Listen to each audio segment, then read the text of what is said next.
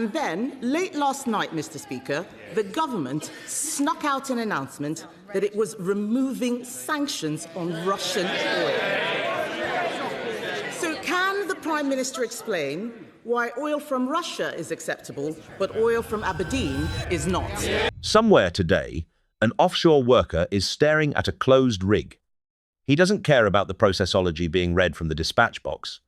He just wants to know why his job was sanctioned, while the pipeline to Moscow was quietly reopened. This level of processology is not going to get him out of these difficult answers, okay?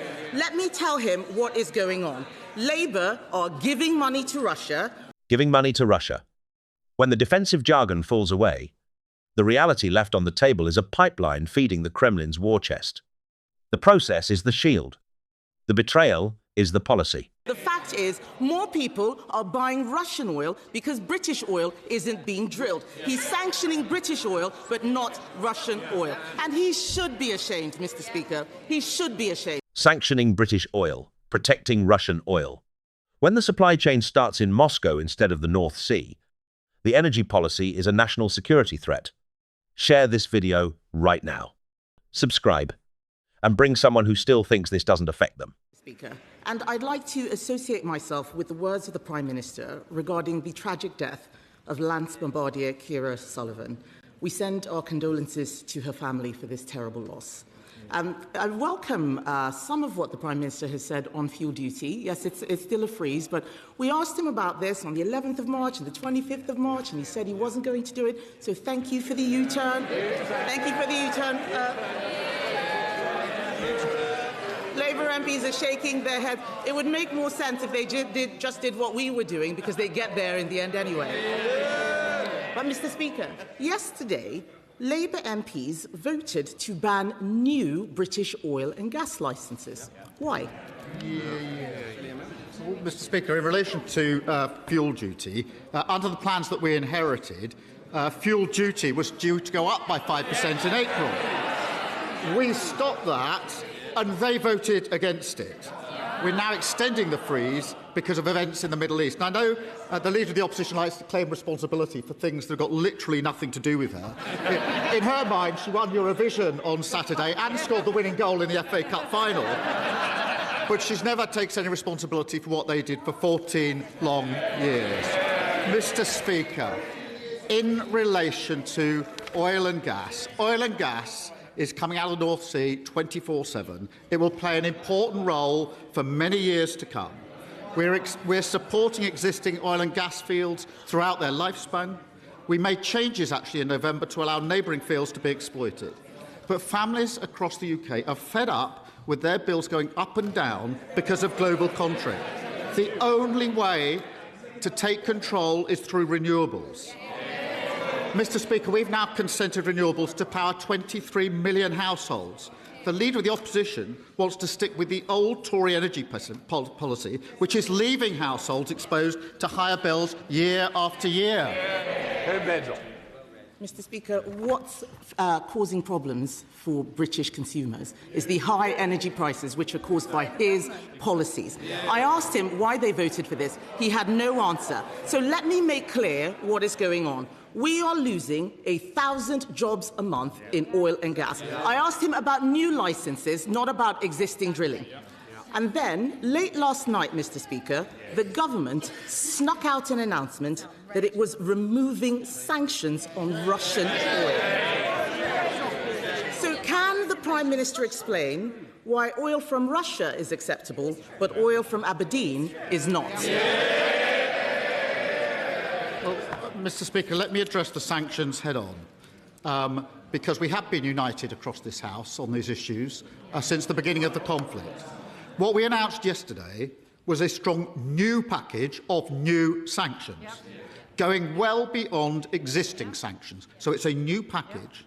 This includes new bans on maritime services on LNG and new bans on refined oil products from Russia. We also issued 2 targeted short-term licences to phase the new sanctions in and to protect UK consumers. Mr. Speaker, that is standard practice.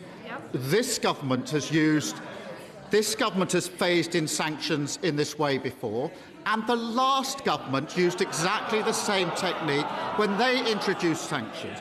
And when they did so, Mr. Speaker, we supported them because we could see the sanctions were the right thing to do to bear down on Russia. So these are new sanctions being phased in. This is not a question of lifting existing sanctions in any way whatsoever, and we will continue to work with our allies on further sanction packages. It's a very weak set of cheers from the MPs who are trying to get rid of him, could I just say. Mr. Speaker, he doesn't know what he is talking about.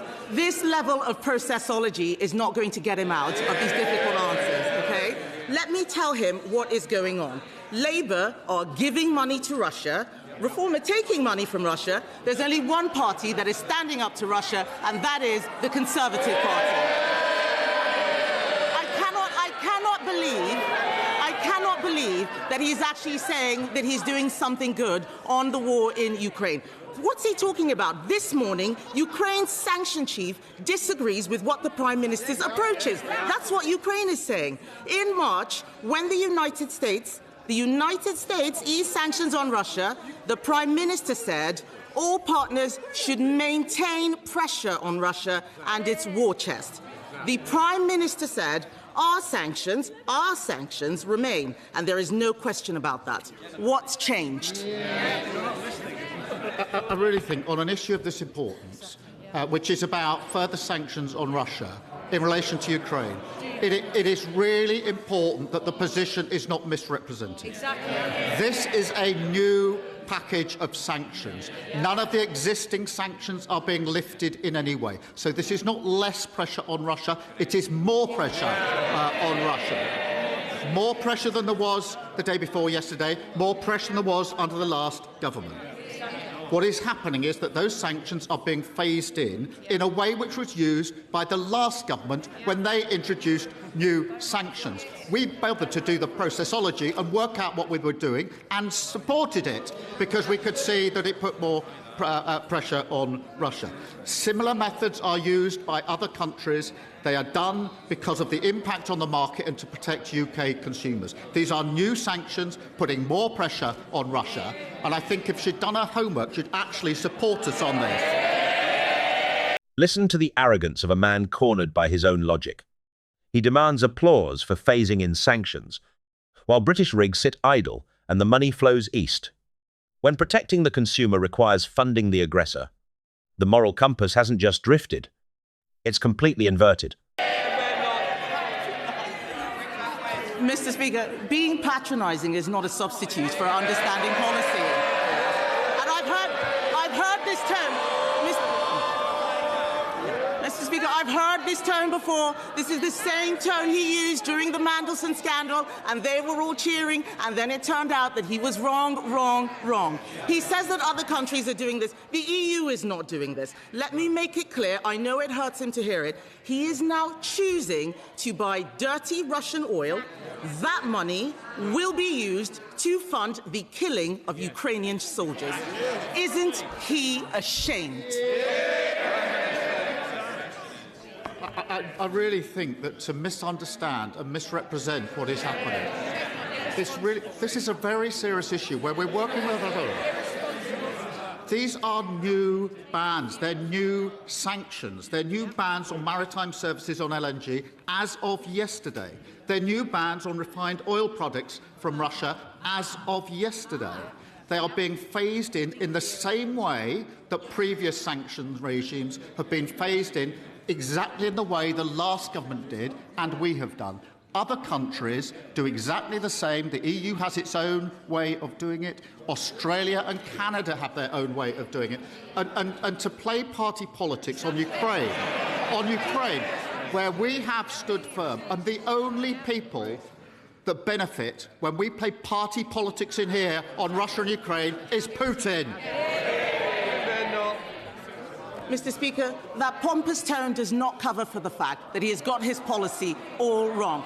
I have asked him about oil and gas again and again and again. The last time he told me that it was the Energy Secretary's job and it had nothing to do with him. That's what's destroying this country. It's not plain politics. It's speaking up for the people who are out there. The fact is, more people are buying Russian oil because British oil isn't being drilled. He's sanctioning British oil, but not Russian oil. And he should be ashamed, Mr. Speaker. He should be ashamed. I cannot believe that this Prime Minister, even when he has nothing to lose, continues to defend banning new British oil and gas licences. In April, Britain saw the single biggest drop in employment ever since the pandemic. That's under them. 210,000 people have lost their jobs in the last year. What he is doing is going to cost thousands more people their jobs, especially in cities like Aberdeen, which rely on oil and gas. So can he tell us, why is he doing everything to save his job and doing nothing to save other people's jobs? Mr. Speaker, there is drilling in the North Sea, and on her, she said there's no drilling in the North Sea. She said, "Going to have to refer herself to the Privileges Committee, Mr. Speaker." There is drilling. It's 24/7, and oil and gas are coming out, and that will be important for many, many years to come. We are supporting those existing oil and gas fields throughout their lifespan. We made changes in November to allow neighbouring fields to be exploited. But it is because we are on the international market that our prices of businesses and households go up every time there's an international conflict. We saw it with Ukraine, or we saw it with Iran, and people are fed up with a government, the last government, that didn't take control of their bills. We're taking control of their bills. The way to do that is through renewables, and that's what we're doing. Mr. Speaker, it gets worse and worse. He doesn't understand the policy. I am asking him about new oil and gas licences, which they voted against yesterday. If they had approved those licences for Jackdaw and Rosebank like we did, we would have that oil in this country now. We would. And just listen to him, and I wonder if he is okay. He is so deep in the bunker, Mr. Speaker. He's importing sanctioned Russian oil. He's nationalising steel. He's imposing price controls in the supermarket. It's like the Soviets won. This country needs a government that has got its act together, Mr. Speaker. Instead, what we have is a Prime Minister hanging by a thread, fake support from his backbenchers, too scared to take difficult decisions, losing his moral compass by backsliding on Ukraine. Yes, he is. Mr. Speaker, look, the shakes of their head are so feeble. It's so feeble. He has got... They can... It's absolutely laughable, Mr. Speaker. It's absolutely laughable. Yesterday, we saw them huddled in the corridors talking about Andy Burnham and West Streeting. The fact is, he's got a cabinet fighting to replace him, and the worst part is, they aren't getting rid of him over his terrible agenda. No, they actually like it. They just want a better salesman. So isn't it the case, Mr. Speaker, that it doesn't matter who replaces him, the real problem is the Labour Party? So here is the question, and I am pinning the best comment. When the government bans British drilling but buys Russian supply, which do you choose? A country that funds its enemies or a country that fuels itself? Leave your answer below. Subscribe. The record is public. We're just making sure it doesn't disappear.